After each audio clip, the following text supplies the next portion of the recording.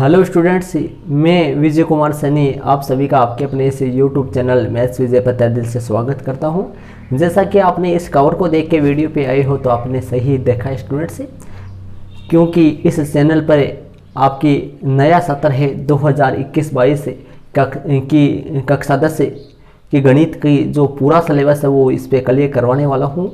तो आप इस चैनल पर लगातार बने रहिए और साथ ही आपके जो कक्षा 10 में जो नए विद्यार्थी जो इस साल हुए हैं उनको भी वीडियो को ज़रूर शेयर कीजिए ताकि वो भी लगातार अपनी पढ़ाई को जारी रख सके।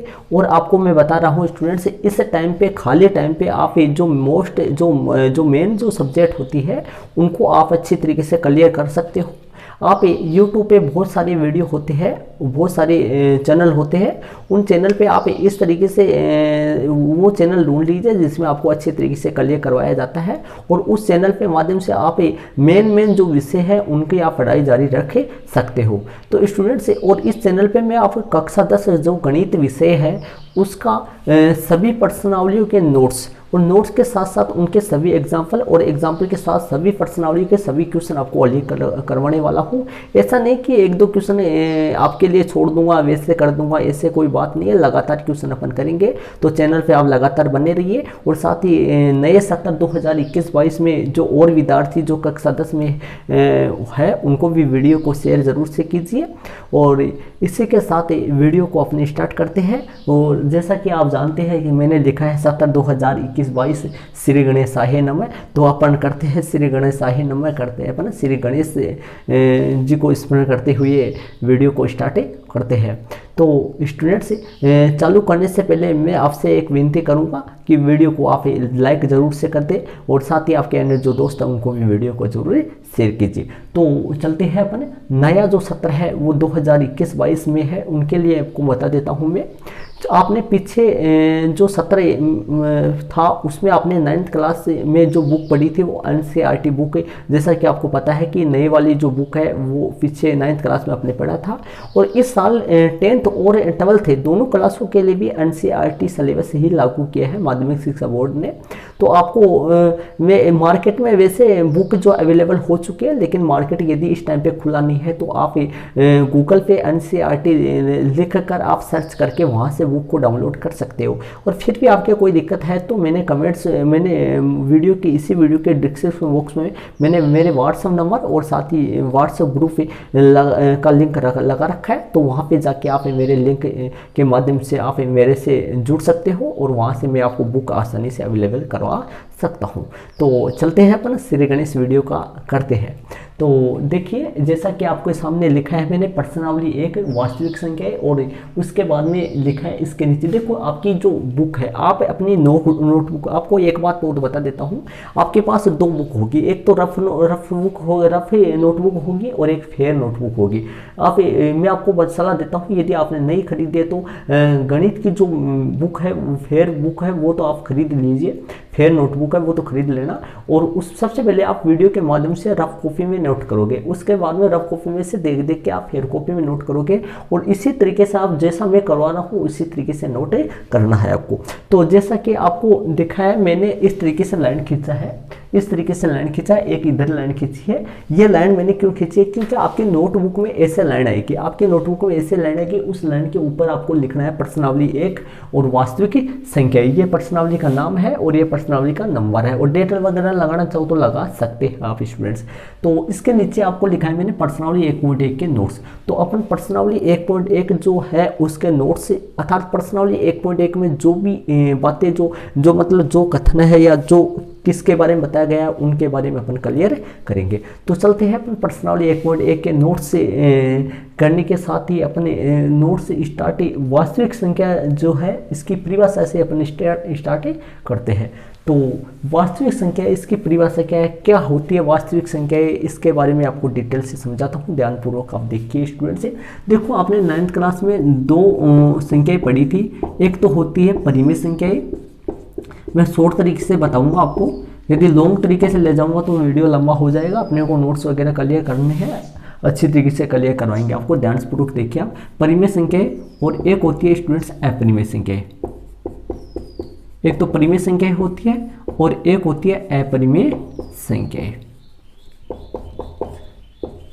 एक परिमेय संख्या होती है और एक अपरिमेय संख्या होती है। आपने छोटी वाली क्लासों में सुना भी होगा कि ऐसे संख्या जिनको अपन p बटा q के रूप में लिख सकते हैं, और जहाँ मतलब यहाँ q जो है वो नॉट इक्वल 0, ऐसे संख्या जिसको अपन p बटा q के रूप में लिख सकते हैं, और जहाँ q नॉट इक्वल 0 मतलब q 0 के बराबर नहीं होना चाहिए, वो परिमेय संख्याएं कहलाती है। और ऐसे संख्या जिनको अपन p बटा q के रूप में नहीं लिख सकते हैं, वो अपनी कौन सी होती है, अपरिमेय संख्या होती है। ये तो हो गई नॉर्मल परिभाषा, लेकिन ये परिभाषा जो है ये 8 क्लास तक ही लागू होती है।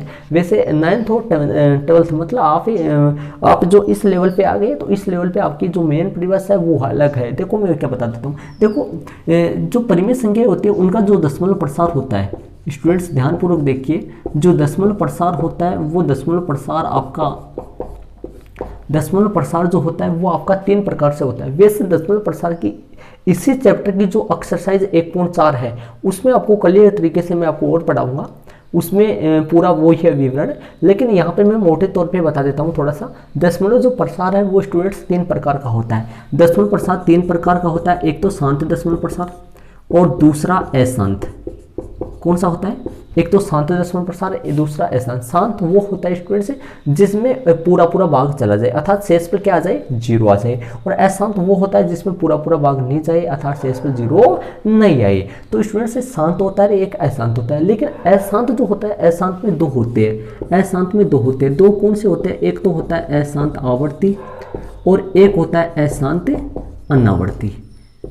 इसे अशांत में 2 होता है, एक अशांत आवर्ती और एक अशांत अनावर्ती। तो ध्यान देना, ये जो शांत है, इस शांत का मतलब दशमलव प्रसार जो होता है वो शांत होता है। शांत का मतलब ये हुआ कि शेषफल 0 आ जाएगा, भाग पूरा चला जाएगा। और अशांत में 2 होता है, अशांत आवर्ती और अशांत अनावर्ती। अशांत जो आवर्ती होता है उसका मतलब ये होता है स्टूडेंट से भाग शेषफल 0 तो नहीं होता है, लेकिन बार बार उन्हीं संख्याओं की आवर्ती होती रहती है। जैसे कई भाग आपने देखा होगा कि बार बार वही भागफल में बार वही संख्या आती रहती है, और कई भागफल ऐसा भी देखा होगा वो शेषफल तो 0 नहीं आता है, लेकिन बार अलग अलग संख्याएं आ जाती है, अपने को पता नहीं चलता, मेन अलग अलग संख्याएं आ जाती है वहाँ पर। तो ध्यान दें। अब मैं आपको बता दूं, देखो एक तो शांत वाला और एक अशांत जो आवर्ती है, मतलब एक शांत और एक अशांत में अशांत आवर्ती, ये जो 2 एग्जाम्पल है ये दोनों की दोनों परिमेय संख्या है। ये दोनों कौन सी संख्या है, परिमेय संख्या है। और अशांत जो अनावर्ती है वो अपरिमेय संख्या है। वो कौन सी है, अपरिमेय संख्या। जैसे एग्जाम्पल के लिए परिमेय संख्या को अपन p बटा q के रूप में लिख सकते हैं। जैसे मान लो 2 है 5/3 है, ये 2 के बटे में 1 लगा सकते हैं, तो इसको p बटा q के रूप में अपन लिख सकते हैं। तो ये जो संख्या है वो सारी परिमेय संख्याएं हैं। और अपरिमेय संख्या में जैसे √2 है, √3 है, पाई है, ये ऐसे संख्या जिसका दशमलव प्रसार मतलब देखो पाई का मान 22/7 या 3.14, मतलब 3.14। आप जानते हो 3.14, 4 के बाद में इसके अनंत मतलब कितने भी बहुत सारे संख्या आ सकती है, मतलब इसका ये शांत नहीं होगा कभी भी। इसी तरीके से √3 का जो मान है 1.732 इस तरीके से चलता रहेगा, मतलब डैश का मतलब ये हुआ इसी तरीके से चलता रहेगा स्टूडेंट्स। तो ध्यान रहे, परिमेय संख्याएं वो होती है जिनका दशमलव प्रसार शांत हो या अशांत आवर्ती हो, या नॉर्मल तरीके से आप बोलना चाहो तो ऐसी संख्या जिनको अपन p बटा q के रूप में लिख सकते हैं, परिमेय संख्याएं कहलाती है। और दशमलव अशांत अनावर्ती, ऐसे संख्या जिनका दशमलव प्रसार अशांत अनावर्ती हो, वो सारी के सारी जो एग्जाम्पल है वो अपरिमेय संख्याओं के एग्जाम्पल है।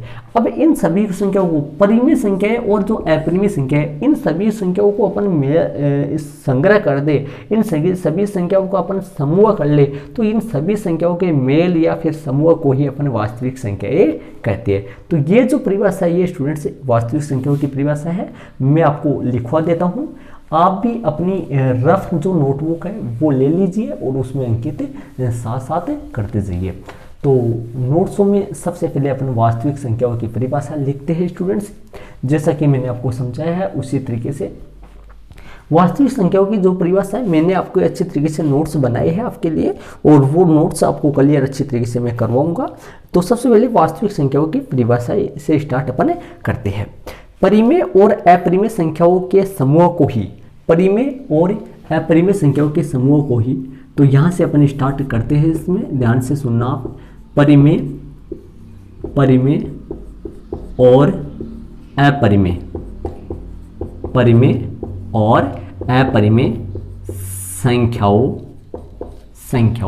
परिमेय और अपरिमेय संख्याओं के समूह को ही परिमेय और अपरिमेय संख्याओं के समूह को ही वास्तविक संख्याएं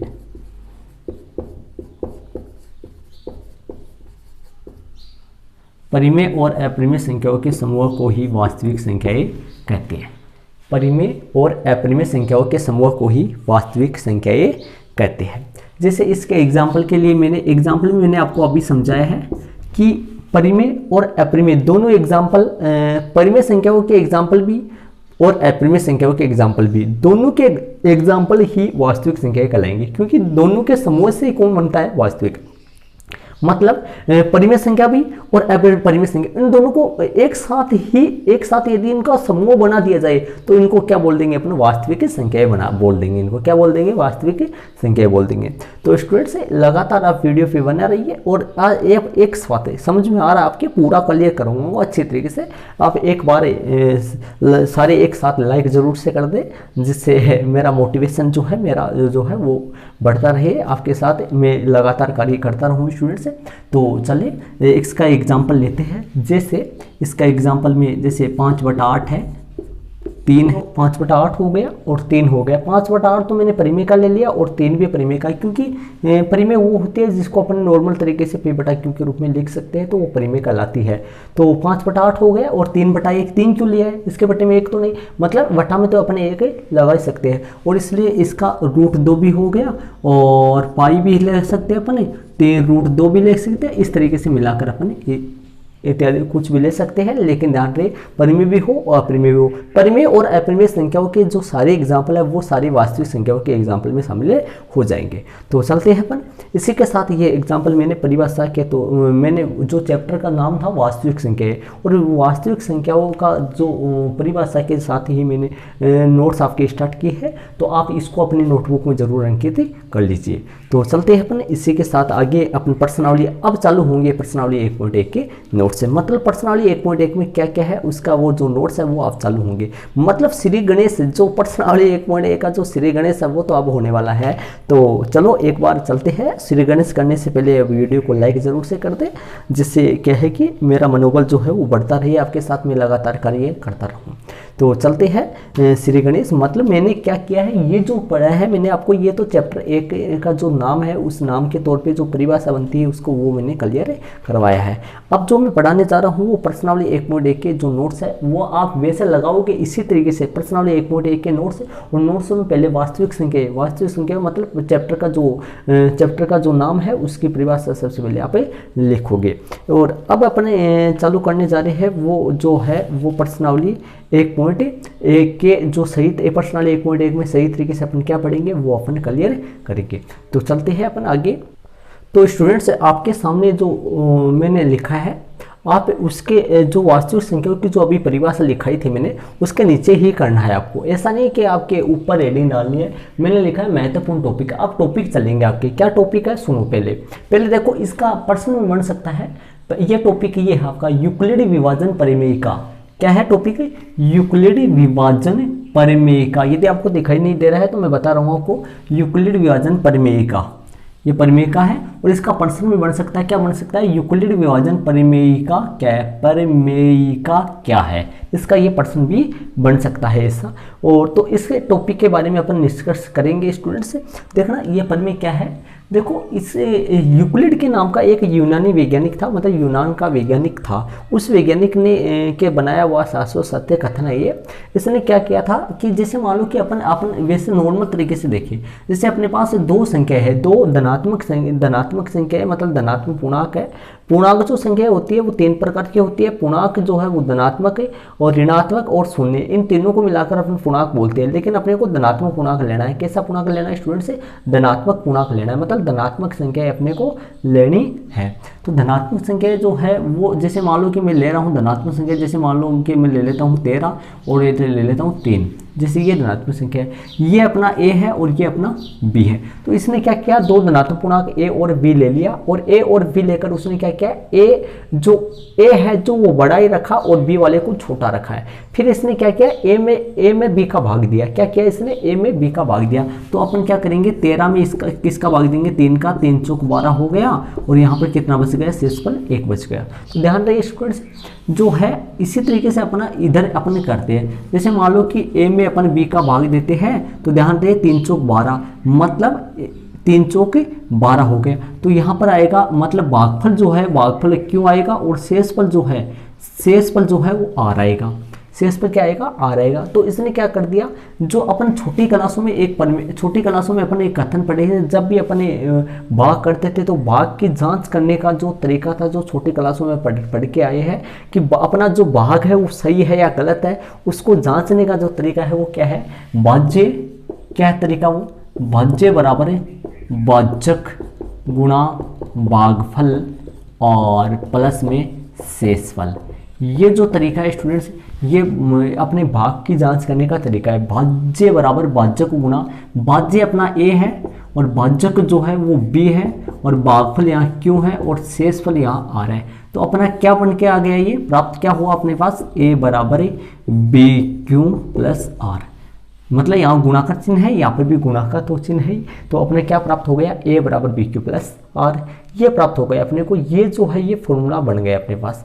तो ये फॉर्मूला क्या था, लेकिन ध्यान रहे r जो है, तो यहाँ ध्यान दीजिए स्टूडेंट्स, यहाँ पर आपके सामने दिमाग लगा के ये बताइए, यहाँ पर एक की जगह कितना कितना शेष बच सकता है, ये बताओ मेरे को। आपका 3, तो ध्यान रहे ऐसा बताओ, यहाँ पर कभी 3 बच सकता है, शेषफल जो 1 आया है इसकी जगह कभी 3 बच सकता है, 3 कभी भी नहीं बच सकता। यदि 3 ही बचता तो रिटर्न भाग चला जाता ना। तो ध्यान रखिए यहाँ पर क्या क्या अवेलेबल हो सकता है, क्या क्या आ सकता है, 0 आ सकता है, 1 आ सकता है, 2 आ सकता है, मतलब 3 कभी नहीं आएगा। तो ध्यान रहे जो r है, ये जो r है और ये जो b है, तो r हर बार या तो r या तो 0 होगा या उस r b से हर बार छोटा ही होता है। मतलब r क्या है, शेषफल, b क्या है, भाजक जिसका अपन भाग दे रहे हैं वो है। तो जो शेषफल है वो भाजक b से हर बार छोटा ही होता है। हर बार कोई भी भाग देकर आप देख सकते हो, हर बार शेषफल नीचे कितना बचेगा, इस भाजक b से छोटा ही बचेगा, कभी भी बराबर भी नहीं बचेगा। यदि बराबर ही बचना होता तो रिटर्न भाग चला जाता ना, इसलिए। तो ध्यान रहे मैंने मोटे तौर पे आपको समझाया है। और इसके साथ ही अपने यूक्लिड प्रमेय का क्या है, इसका अपन मैं कथन लिखवाता हूँ, इसके बाद में इसको थोड़ा और समझाऊंगा मैं आपको। तो इसका कथन है, वो कथन आप अपने नोटबुक में जरूर अंकित कर लीजिए। यूक्लिड विभाजन प्रमेय का क्या होता है, इसका कथन क्या है वो देखना। यूक्लिड विभाजन प्रमेय का है यह, ठीक है। तो लिखते हैं अपन इसका कथन, इस प्रमेय के अनुसार दो धनात्मक पूर्णांकों a तथा b हो, इस प्रमेय के अनुसार, तो ध्यान से सुनना स्टूडेंट्स, इस प्रमेय के अनुसार, इस प्रमेय के अनुसार दो धनात्मक, इस प्रमेय के अनुसार दो धनात्मक पूर्णांक, इस प्रमेय के अनुसार दो धनात्मक पूर्णांक a तथा b, a बड़ा है b हो, इस प्रमेय के अनुसार दो धनात्मक पूर्णांक a तथा b, अभी जैसे मैंने आपको बताया था उसी तरीके से, ये इस प्रमेय के अनुसार दो धनात्मक पूर्णांकों a तथा b हो, और लेकिन ध्यान दें a बड़ा हो b से, a क्या हो लिखा है मैंने, a बड़ा हो किससे, b से, a बड़ा हो b। यदि a को b से, a बड़ा हो b, ये हो, यदि a को b से, यदि a को b से विभाजित, यदि a को b से विभाजित करने पर, यदि a को b से विभाजित किया जाए तो शेषफल, यदि a को b से विभाजित किया जाए तो शेषफल, तो भागफल, पहले भागफल आएगा, तो भागफल क्यू तथा शेषफल आर प्राप्त होता है, शेषफल आर प्राप्त होता है। देख लो मैंने क्या किस तरीके से लिखा है, ध्यानपूर्वक समझ लो स्टूडेंट्स। इस प्रमेय के अनुसार दो धनात्मक पूर्णांक ए तथा बी, इस प्रमेय के अनुसार दो धनात्मक पूर्णांक ए तथा बी, यहाँ ए बड़ा है बी से, मतलब हर कंडीशन में अपने को ए क्या है, बी से बड़ा ही लेना है। यदि ए को बी से विभाजित किया जाए, यदि ए को बी से विभाजित किया जाए तो भागफल क्यू तथा शेषफल आर प्राप्त होता है। अर्थात ए बराबर बी क्यू प्लस आर, अर्थात ए बराबर बी क्यू प्लस आर। यहाँ या फिर जहाँ भी लिख सकते हैं, यहाँ जो आर है वो जीरो के बराबर भी हो सकता है, जीरो से बड़ा भी हो सकता है, लेकिन बी से क्या होगा, छोटा होगा। मैंने कंडीशन लिख दी है। यहाँ जो आर है वो जीरो के बराबर भी हो सकता है। आर क्या है यहाँ, शेषफल जो है वो जीरो के बराबर भी हो सकता है और जीरो से बड़ा भी हो सकता है, लेकिन बी से तो क्या होगा, बी क्या है यहाँ, भाजक कौन होता है, जिसका अपन भाग दे रहे हैं वो, तो जिसका भाग दे रहे हैं, जो शेषफल जो है वो जिसका अपन भाग दे रहे हैं उससे सदैव छोटा ही आता है या जीरो भी हो सकता है। जैसे अभी मैंने बताया था एग्जाम्पल के तौर पे, अभी मैंने 13 में 3 का भाग दिया था, तो शेषफल क्या क्या आएगा, 0, 1 और 2, 3 कभी भी नहीं आएगा। तो ये हो गई। तो अपनी अब नीचे क्या लिख देंगे, यही यूक्लिड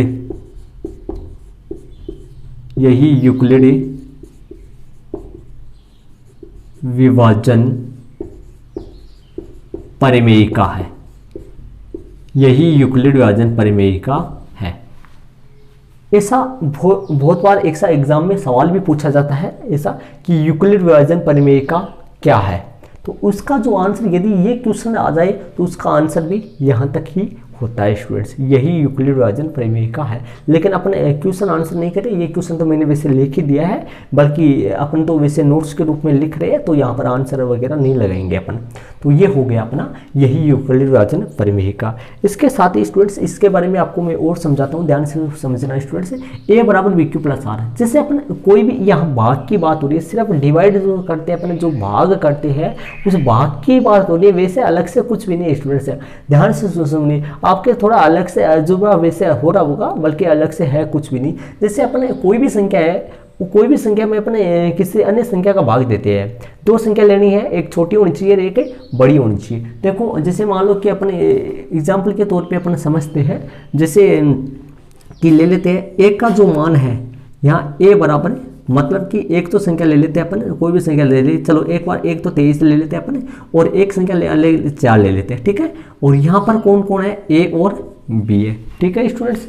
तो ध्यान से समझना इसको, ये ए है और ये बी है। तो अपन यदि मैं 23 में यदि मैं 4 का भाग दूँ, तो ध्यान रहे 23 में 4 का अपन भाग देंगे, तो 23 में 4 का भाग देंगे तो ध्यान रहे 4 6 को 24 तो नहीं बढ़ रहा, तो 4 पंचू क्या होगा, 20 होगा, 4 पंचू कितना होगा, 20 होगा। तो 5 यहाँ जाएगा और 3 यहाँ पर आएगा। तो यहाँ पर इसको अपन क्या लिख सकते हैं, ध्यान रहे इसको अपन क्या लिख सकते हैं, इसको अपन लिख सकते हैं स्टूडेंट से, क्या लिख सकते हैं, एक तरफ तो आ गया 23 बराबर क्या हो गया, 23 बराबर हो गया मतलब 4 गुणा 5 प्लस 3, ये हो गया आपके सामने। कैसे, ये ए है और ये क्या है स्टूडेंट्स, ध्यान रहे ये भाज्य है, ये क्या है भाज्य, और ये क्या है स्टूडेंट्स, भाजक है, और ये 5 क्या है, भागफल है, और ये 3 जो है वो क्या है स्टूडेंट्स, शेषफल है। क्या है ये, शेषफल है। तो ध्यान रहे 23 जो है वो भाज्य है और 4 जो है भाजक है और 5 जो है वो भागफल है और 3 जो है वो शेषफल है। और वैसे जैसे संकेत में देखा जाए तो अपना भाज्य जो है वो ए है और 4 जो है 4 क्या है अपना बी है और 5 जो है वो क्यू है और शेषफल जो है आर है। तो अपना सूत्र क्या बन गया, ए बराबर बी क्यू प्लस आर, ये बन गया। लेकिन ध्यान रहे इस आर की बात करूँ, ऐसे बताओ दिमाग लगा के बताना, आप 3 की जगह मतलब 3 की जगह क्या क्या संभव हो सकता है, मतलब 3 की जगह यहाँ 23 की जगह यदि संख्या यदि मान लो जैसे जैसे मान लो संख्या कम की जाए या संख्या बढ़ाई जाए, जैसे मान लो कि अपन बात करें 23 से स्टार्ट हो जाए, 23 से स्टार्ट हो जाएगी, 23, 24, 25 और 26, ये संख्या मैंने ले ली, 23, 24, 25 और 26। तो ध्यान दीजिए, यदि इनमें यदि 4 का भाग दिया जाए, यदि 4 का भाग दिया जाए, मतलब ये A है और ये B है, B यदि 4 है तो इनमें यदि 4 का भाग दिया जाए, तो इनमें 4 का भाग दिया जाए तो शेषफल जो R है वो शेषफल क्या क्या बचेगा, 4 5 20, 3 बचेगा, यहाँ पर 4 6 24, 0 बच गया, और यहाँ पर 4 6 24 और 1 बचेगा शेषफल, यहाँ 4 6 24 तो बचेगा कितना, 2 बचेगा। तो ध्यान रहे, देखो शेषफल क्या, आगे यदि मैं 27 लेता हूँ, 27 लूँ तो 4 6 24 और बचेगा 3, आगे 28 लूँ तो 4 7 28, शेषफल 0 बचेगा। तो देखिए मैंने यहाँ पर क्या किया है, वापस मैं क्लियर कराता हूँ, ध्यान से सुनिए। देखो 4 का भाग 23 में देते हैं, कितनी बार जाएगा, 4 5 20, कितनी बार गया, 5 बार, शेषफल कितना बचा, 4 5 20, शेषफल 0 बचा, तो मैं शेषफल 4 5 20, शेषफल कितना बचा, सॉरी 3 बचा, ठीक है। और 4 का भाग यदि 24 में देते हो शेषफल 0, 4 का भाग 25 में देते हो, 4 6 24, शेषफल 1, और 4 6 24, 25 26, शेषफल 2, 4 6 24, यहाँ शेषफल 3, और फिर यदि 28 में 4 का भाग देते हैं तो शेषफल 0। मतलब करने का मतलब ध्यान से देखिए, 3 शेषफल 0 आता है, 1 आता है, 2 आता है, 3 आता है, और 3 के बाद में रिटर्न 0 आ जाता है। मतलब यदि 4 भाजक हो, मतलब भाजक जो भाजक b का मान यदि 4 हो तो r क्या क्या हो सकता है, 0 1 2 और 3, मतलब ये हो सकता है। तो कहने का मतलब मेरा ये है, यदि भाजक जितना हो r, ए क्या है, सबसे पहले आपको पता होना चाहिए, ए क्या है, ए है धनात्मक पूर्णांक जिसमें अपन भाग दे रहे हैं वो, और बी क्या है, भाजक जिसका अपन भाग दे रहे हैं वो, क्यू क्या है, शेषफल, और आर क्या है, सॉरी क्यू क्या है, भागफल, और आर क्या है, शेषफल। तो ध्यान रहे, यहाँ जो आर है वो आर सदैव बी से क्या होगा, छोटा ही होगा। जैसे मान लो आर, यहाँ बी कितना है, 4 है, तो आर क्या क्या हो सकता है, आर हो सकता है 0, 4 है तो आर क्या क्या हो सकता है, 0 1 2 3, 5 हो तो 0 1 2 3 4, मतलब 1 कम होगा उससे आर क्या है, यहाँ शेषफल है, ठीक है। तो स्टूडेंट्स आपको कहाँ तक अंकित करना है, बाकी आपको प्रश्नावली में जो सवाल चलेंगे सवालों में बहुत अच्छी तरीके से क्लियर समझ में आएगा। यहाँ पर नोट चल रहे हैं, थोड़े कम समझ आएंगे। तो स्टूडेंट्स आपको अपनी फेयर नोटबुक में कहाँ तक अंकित करना है वो मैं आपको बता देता हूँ। आपको यहाँ तक अंकित करना है, मैंने ये समझाने के लिए क्या था आपको, बल्कि आपको यहाँ तक हमको अंकित करना है।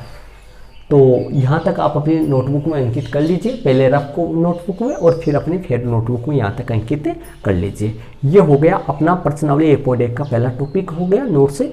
इसके बाद में अगले टॉपिक में अपन चलते हैं। और पहला जो वास्तविक संख्याओं की जो परिभाषा करवाई थी वो भी प्रश्नावली 1.1 के नोट्सों में ही थे। तो स्टूडेंट्स आपके ये हो गए, इसके नीचे आप यहाँ तक अंकित कर लीजिए एक बार, इसके नीचे अपन आगे चालू करते हैं स्टूडेंट्स। तो आगे अपन देखते हैं। तो स्टूडेंट्स चलते हैं अपना आगे वाले टॉपिक में। आप उस टॉपिक के बाद में आप ये वाला करना है आपको नोट लगा के, और मैंने नोट लगा के क्या है, तो नोट लगा के आपको करना है यूक्लिड विभाजन एल्गोरिथम। मतलब ये अलग टॉपिक नहीं है, ये उसी का टॉपिक है जो आपको यूक्लिड विभाजन परिमेय मैंने करवाया था, उसी टॉपिक का ये अंश अलग नहीं है, इसलिए मैंने नोट लगा के उसी टॉपिक में इसको करवाया है। तो ध्यान रहे स्टूडेंट्स, मैंने क्या लगाया, यूक्लिड विभाजन एल्गोरिथम, या फिर इसका दूसरा नाम है कलन विधि। क्या नाम है स्टूडेंट्स, कलन विधि। तो यूक्लिड विभाजन एल्गोरिथम या फिर कलन विधि। तो ये विधि क्या है स्टूडेंट्स, ये आपने यूक्लिड विभाजन पर में अभी जो पढ़ाया है मैंने उसी में आती है, लेकिन ये कहीं ना कहीं काम में आ जाती है, इसलिए इसका नाम विधि लगा के नाम पड़ गया इसका।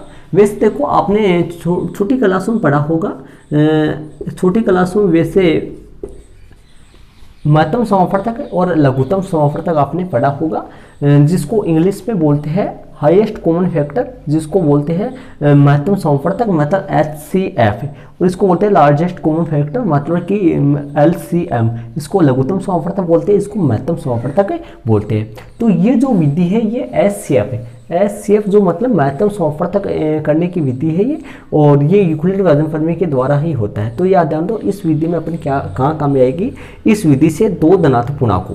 तो अपन इसमें क्या लिखना है अपने को, इस विधि से इस विधि से दो धनात्मक पूर्णांकों a तथा b, यहाँ a बड़ा है b से, ये आप जानते हैं। इस विधि से दो धनात्मक पूर्णांकों a तथा b का HCF का HCF, जिसको हिंदी में क्या बोलते हैं, महत्तम समापवर्तक का HCF, जिसको हिंदी में क्या बोलते हैं, महत्तम समापवर्तक ज्ञात किया जाता है। ज्ञात किया जाता है मतलब इस विधि से दो धनात्मक पूर्णांकों a तथा b, इस विधि से कितने भाई, दो धनात्मक पूर्णांक a तथा b, मतलब a बड़ा है b से, का HCF या महत्तम समापवर्तक ज्ञात किया जाता है। मतलब अभी जो अपने यूक्लिड विभाजन प्रमेय पढ़ा था, a बराबर BQ प्लस R, यूक्लिड विभाजन प्रमेय का सूत्र क्या होता है, इस सूत्र को आप दिमाग में रखना है आपको। यूक्लिड विभाजन प्रमेय का जो सूत्र अभी बताया था वो क्या था, a बराबर BQ प्लस R, यही सूत्र यहाँ काम में आएगा। बस सिर्फ ये फर्क है कि इसका कोई एक तरीका होता है, उस तरीका मतलब इसका वो एक थ्योरी होती है अलग से, उस थ्योरी को एक साथ अपन विधि नाम दे देते हैं और उस विधि को या तो यूक्लिड विभाजन एल्गोरिथम बोलते हैं या फिर कलन विधि बोलते हैं। और इस विधि की सहायता से अपन क्या ज्ञात किया जाता है, HCF, तो HCF ज्ञात किया जाता है। बल्कि ये सूत्र यही काम में आएगा यहाँ पर। और एरो लगा के, इसके नीचे आपको एरो लगा के लिखना है, क्या लिखेंगे, लेकिन इस विधि से, लेकिन इस विधि से केवल, लेकिन इस विधि से केवल दो संख्याओं का, केवल दो संख्याओं का HCF ही ज्ञात कर सकते हैं। लेकिन इस विधि से अपन केवल दो संख्याओं का HCF ही ज्ञात कर सकते हैं। लेकिन इस विधि से अपन केवल दो संख्याओं का HCF ही ज्ञात कर सकते हैं। दो संख्याएं होंगी तभी अपन HCF इसका ज्ञात करेंगे। यदि तीन संख्याएं होंगी उसके अलग से विधि है जो मैं आपको अभी क्लियर कराऊंगा। तो इसको आप अपनी रफ नोटबुक में अंकित कर लीजिए पहले, और फिर अपनी जो फेयर नोटबुक आपने डाली है, यदि नहीं डाली है तो डाल जरूर से लेना स्टूडेंट से। अपने फेयर नोटबुक इसी के साथ स्टार्टिंग है, मतलब पहला वीडियो है, अभी तो कहाँ से डालोगे, अभी डाल लेना ला के, और इसको आप अपनी फेयर नोटबुक में भी अंकित कर लेना बाद में। ये नोट्स आपके पर्सनाली 1.1 के। तो इसी के साथ अब स्टूडेंट्स यहाँ तक पर्सनाली 1.1 के नोट्स तो हो गए कंप्लीट। पर्सनाली जो आपकी एक्सरसाइज जो 1.1 है उसके नोट्स तो कंप्लीट हो गए, लेकिन कुछ नोट्स ऐसे हैं जो 1.1 में भी काम में आ रहे हैं और 1.2 में भी काम में आ रहे हैं। तो मैं वापस क्या कर रहा हूँ, मेरी बात ध्यान से सुन लेना। कुछ नोट्स ऐसे हैं जो 1.1 में भी काम में आ रहे हैं और 1.2 में भी काम में आ रहे हैं। तो मैं इसी के साथ अब पर्सनली 1.2 के नोट्स है वो भी मैं क्लियर करवा देता हूँ, ताकि क्योंकि यदि 1.2 के नोट्स में काम अभी नहीं करूँगा तो 1.1 के में कई जो ऐसे हैं जो काम में आ रहे हैं। तो 1.1 करवाने से पहले मेरे को 1.2 के नोट्स भी करवाना पड़ेगा। तो स्टूडेंट्स अभी मैं यहाँ तक के 1.1 के नोट्स हो गए, अब मैं 1.2 के नोट्स करवाने जा रहा हूँ। तो स्टूडेंट्स अभी मैं बता देता हूँ, यदि आपके अच्छे तरीके से समझ में आ रहा है, स्टूडेंट्स मैं आपको बता रहा हूँ अच्छे तरीके से यदि समझ में आ रहा है तो एक बार वीडियो को सारी मिला के लाइक जरूर से करते हैं, और साथ ही अपने अन्य जो दोस्त है जो नए सत्र 2021-22 में कक्षा 10 में हो गए उनको भी वीडियो को जरूर शेयर कीजिए। तो स्टूडेंट्स अभी जो मैं 1.2 के नोट से करवाएंगे 1.2 के नोट्स, और इसके बाद में अपने 1.2 के नोट्स के बाद में अपन पर्सनली 1.1 स्टार्ट करेंगे। 1.3 और 1.4 के नोट्स जो है वो बाद में करवाएंगे। तो चलते हैं अपन 1.2 के नोट्स से करते हैं। तो चलते हैं स्टूडेंट्स, इसी के साथ अपन पर्सनली 1.2 के नोट्स जो है वो स्टार्ट करते हैं। आपके सामने अलग से टॉपिक चला है, अलग से टॉपिक चलेगा। क्या लिखा है मैंने, अंक गणित के आधारभूत प्रमेय। क्या लिखा है स्टूडेंट से, अंक गणित के आधारभूत प्रमेय। तो ध्यान दो, ये प्रमेय क्या होती है, ये प्रमेय अपने कहाँ काम में आएंगी, ये मैं पूरा डाउट आपको क्लियर करवा देता हूँ। तो देखना, इस प्रमेय के अनुसार एक बार मैं लिख देता हूँ इसके अंदर, मतलब इसमें क्या, इस प्रमेय के अनुसार, इस प्रमेय में क्या है पूरा मैं आपको क्लियर करवा देता हूँ। पहले इस प्रमेय के अनुसार प्रत्येक भाज्य संख्या को, इसमें इस प्रमेय के अनुसार, इस प्रमेय के अनुसार प्रत्येक, इस प्रमेय के अनुसार प्रत्येक भाज्य संख्या को, इस प्रमेय के अनुसार प्रत्येक भाज्य संख्या को अभाज्य, इस प्रमेय के अनुसार प्रत्येक भाज्य संख्या को अभाज्य संख्याओं, इस प्रमेय के अनुसार प्रत्येक भाज्य संख्या को अभाज्य संख्याओं के गुणनफल के रूप में व्यक्त, गुणनफल के रूप में व्यक्त कर सकते हैं। इस प्रमेय के अनुसार प्रत्येक भाज्य संख्या को अभाज्य संख्याओं के गुणनफल के रूप में व्यक्त कर सकते हैं। देखना आपके सामने मैंने लिखा है, इस प्रमेय के अनुसार प्रत्येक भाज्य संख्या को अभाज्य संख्या के गुणनफल के रूप में व्यक्त कर सकते हैं। इस प्रमेय के अनुसार प्रत्येक भाज्य संख्या को, प्रत्येक भाज्य संख्या को अभाज्य संख्याओं के गुणनफल के रूप में व्यक्त किया जा सकता है या व्यक्त कर सकते हैं। जैसे कि एग्जाम्पल के तौर पे अपन ले प्रत्येक भाज्य संख्या को, मतलब कि ध्यानपूर्वक समझो स्टूडेंट्स, इसमें क्या लिखा है मैंने, मतलब प्रत्येक भाज्य संख्या को, प्रत्येक जितनी भी भाज्य संख्या उन सभी भाज्य संख्याओं को अभाज्य संख्याओं के गुणनफल के रूप में व्यक्त कर सकते हैं। प्रत्येक भाज्य संख्या को अभाज्य संख्याओं के गुणनफल के रूप में व्यक्त कर सकते हैं। जैसे कि मैं कोई भाज्य संख्या लेकर आपको क्लियर करवाता हूँ। जैसे मैं 4 लूँ तो 4 को मैं लिख सकता हूँ 2 गुणा 2, 6 लूँ 6 को लिख सकता हूँ 2 गुणा 3। तो ध्यान से देखना, यहाँ पर जो मैंने संख्या ले रहा हूँ वो भाज्य है और इधर में जो संख्या ले रहा हूँ वो अभाज्य गुणा अभाज्य है। क्या है, अभाज्य गुणा अभाज्य है। हो गया क्लियर, मतलब कि प्रत्येक जितनी भाज्य संख्या है उन सभी भाज्य संख्याओं को अभाज्य गुणा अभाज्य के रूप में व्यक्त कर सकते हैं। मतलब 4 है, 4 को अपन क्या लिख सकते हैं, 2 गुणा 2, तो 4 भाज्य है, लेकिन 2 और 2 किससे है, अभाज्य गुणा अभाज्य है। 6 है, 6 क्या है, 6 को क्या लिख दिया मैंने, 2 गुणा 3, तो 2 और 3 दोनों क्या है, अभाज्य। मतलब प्रत्येक जो भाज्य संख्या है ना उनको अभाज्य संख्या गुणा अभाज्य संख्या के रूप में व्यक्त कर सकते हैं। लेकिन कई बार ऐसा भी हो सकता है, या लगा के ऐसे भी लिख सकते हो आप, या कई बार ऐसा भी होता है, ध्यान से सुनना, भाज्य को अपन अभाज्य गुणा भाज्य इस रूप में व्यक्त किया जा सकता है। कई बार ऐसी भी संख्या आ जाती है, तो ये भी आप अंकित कर लीजिए। तो स्टूडेंट्स, ये जो है, ये जो प्रमेय है, मतलब प्रत्येक भाज्य संख्या, मतलब इस प्रमेय की सहायता से अपन ये किसी भी संख्या के लिए ये प्रूफ कर सकते हैं कि वो भाज्य है या नहीं। यदि वो भाज्य होगी तो उसको अपन अभाज्य गुणा अभाज्य के रूप में व्यक्त कर सकते हैं, अन्यथा नहीं कर सकते। यदि वो भाज्य होगी तो वह अभाज्य गुणा अभाज्य के रूप में व्यक्त होगी, और यदि वो अभाज्य नहीं होगी, यदि वो भाज्य नहीं होगी तो वो अभाज्य गुणा अभाज्य के रूप में व्यक्त नहीं कर सकते उसको।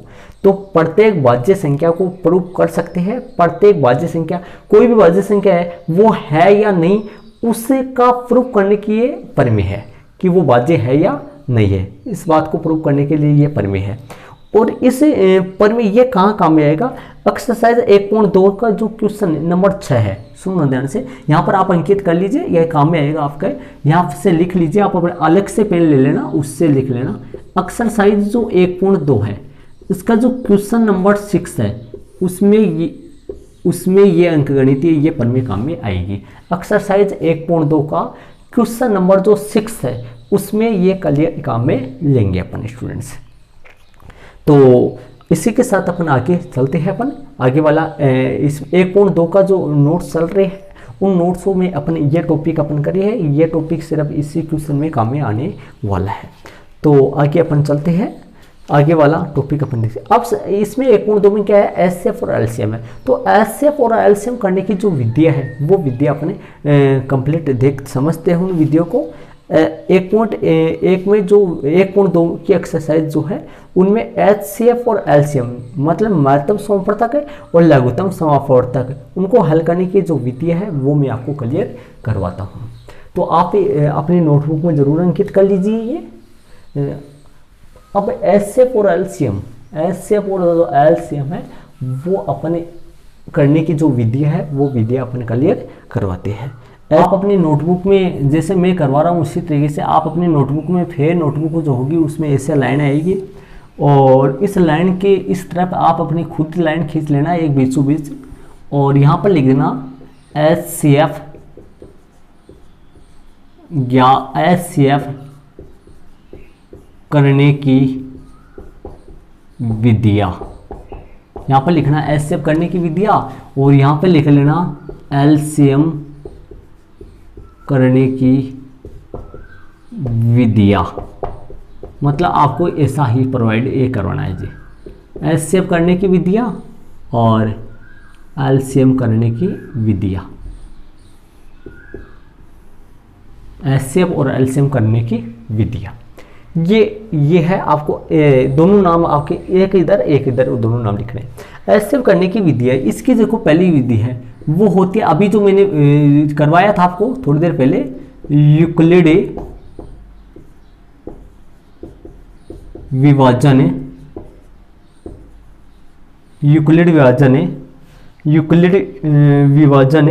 प्रमेय का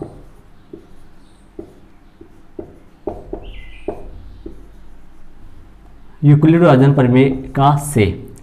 लेकिन इसमें ध्यान रहे मैं लिख देता हूं इसका कंडीशन है केवल दो संख्याएं का ही। पहली विधि का नाम है यूक्लिड विभाजन प्रमेय का से HCF, लेकिन इसमें केवल दो संख्याएं होगी तभी अपन HCF कर सकते हैं। दूसरी विधि का नाम है अभाज्य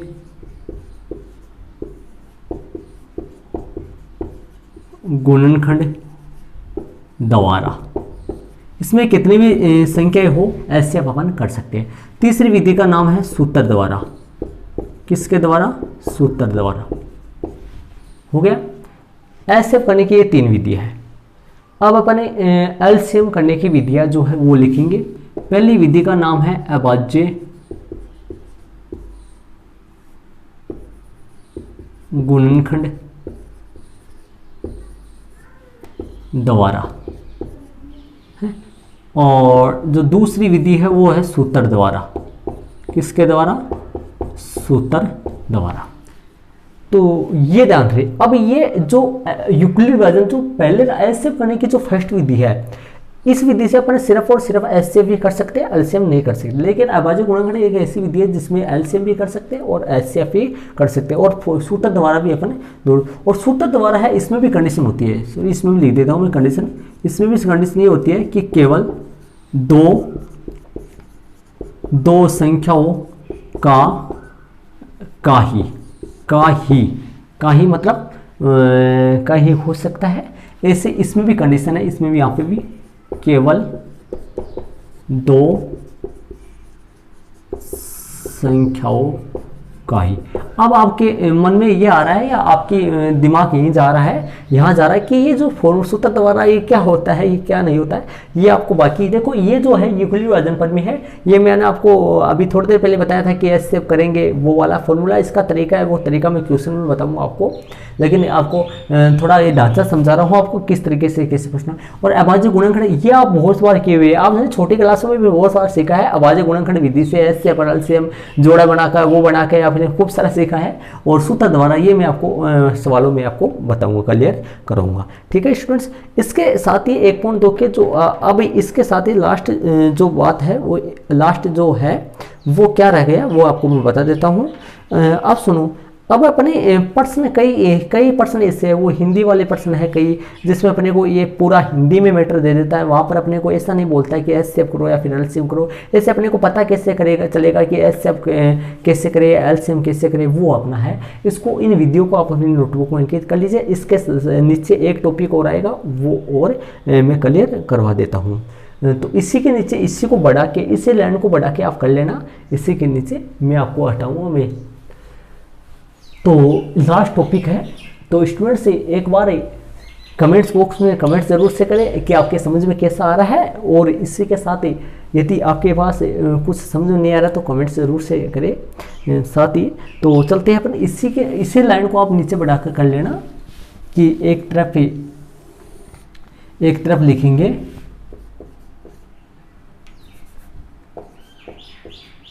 प्रश्न में निम्न शब्द होने पर एचसीएफ करना है। ठीक है, यहां पर क्या लिखेंगे, प्रश्न में निम्न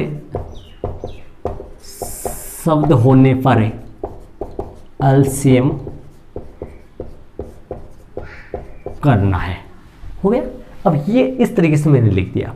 अब इससे लाइन को पढ़ा आपको आपके ऐसे करने से आपके समझ में आ जाएगा, मतलब आपके कोई प्रॉब्लम नहीं आएगी कि भाई एचसीएम करना है फिर एलसीएम करना है। प्रश्न में ऐसा, ये हिंदी वाले प्रश्न होंगे, आपको प्रश्न में देखोगे तो समझ में आएगा, ये हिंदी वाले प्रश्न होंगे। इसमें आपको ऐसा नहीं कहेगा क्वेश्चन में कि एचसीएफ करो या फिर एलसीएम करो। इसमें प्रश्न में आपको ये शब्द होने पर, जो मैं नीचे शब्द लिखूंगा इधर भी लिखूंगा, और इसमें एक तो शब्द होगा न्यूनतम। क्या होगा, न्यूनतम शब्द आएगा। न्यूनतम शब्द क्या रहेगा, प्रश्न में न्यूनतम शब्द रहेगा। दूसरा रहेगा इसमें अधिकतम रहेगा, अधिकतम रहेगा। ठीक है, न्यूनतम और अधिकतम, ये जो तीन शब्द, ये जो दो शब्द रहेंगे। और इसमें जो रहेगा, इसमें रहेगा सिर्फ और सिर्फ प्रारंभिक। क्या रहेगा इसमें, प्रारंभिक ये शब्द रहेगा। और ध्यान से सुनो, इसमें जो है, इसमें कौन कौन से उदाहरण नंबर जो 4 है, उदाहरण नंबर जो 4 है, और एक्सरसाइज आपकी 1.1 में जो क्वेश्चन नंबर होगा तीसरा। ये जो मैटर है इसको आप बॉक्स बना के लिख लेना चाहिए। उदाहरण नंबर 4 और एक्सरसाइज 1.1 में जो क्वेश्चन नंबर तीसरा है, वो अपने उनमें ये न्यूनतम और अधिकतम होंगे, और वो उनमें एचसीएफ अपने को करना हो। और इधर की बात करें तो एक्सरसाइज 1.2 में जो क्वेश्चन नंबर है वो 7, कौन सा होगा, 7 वाला जो क्वेश्चन होगा। ये लो, ये जो है ये हो गया अपना पूरा कंप्लीट हो चुका है स्टूडेंट से। तो ध्यान रहे, मैं आपको बता देता हूँ, इसमें क्लियर करा देता हूँ। देखो इसमें क्या होता है, देखो ये जो क्वेश्चन है, इन क्वेश्चन में ये हिंदी टाइप का क्वेश्चन है पूरा। ऐसे क्वेश्चन में नहीं कहेगा अपने को कि एचसीएफ करो या फिर एलसीएम करो, ये हिंदी टाइप की क्वेश्चन होगा। इसमें अपने को खुद को पता लगाना पड़ेगा एचसीएफ करना है फिर एलसीएम करना है। वैसे मैं आपको प्रश्न करवाते समय वहाँ पर आपको समझाऊंगा भी कि एचसीएफ क्यों आया, एलसीएम क्यों आया, पूरा क्लियर कराऊंगा मैं आपको। लेकिन इसके साथ ही स्टूडेंट्स, इसमें देखो इसके साथ में इसका कोई गाइडेंस है, वो थोड़ा सा बता, हेल्प के लिए मैंने बता दिया कि यदि क्वेश्चन में अधिकतम और न्यूनतम ये दो शब्द आता है तो अपने को एचसीएफ ही करना है। क्या करना है, एचसीएफ ही करना है। और कौन कौन से क्वेश्चन होगा, उदाहरण नंबर 4 और एक्सरसाइज 1.1 जो है उसका क्वेश्चन नंबर 3 वाला होगा। और यहाँ पर यदि प्रारंभिक शब्द आता है क्वेश्चन में तो एक्सरसाइज 1.2 का क्वेश्चन नंबर जो 7 है उसमें आएगा, उसमें एलसीएम करेंगे। और बाकी मैं आपको क्वेश्चन में अच्छे तरीके से क्लियर कराऊंगा कि भाई एचसीएफ क्यों आया है, एलसीएम क्यों, वहाँ पर समझेंगे।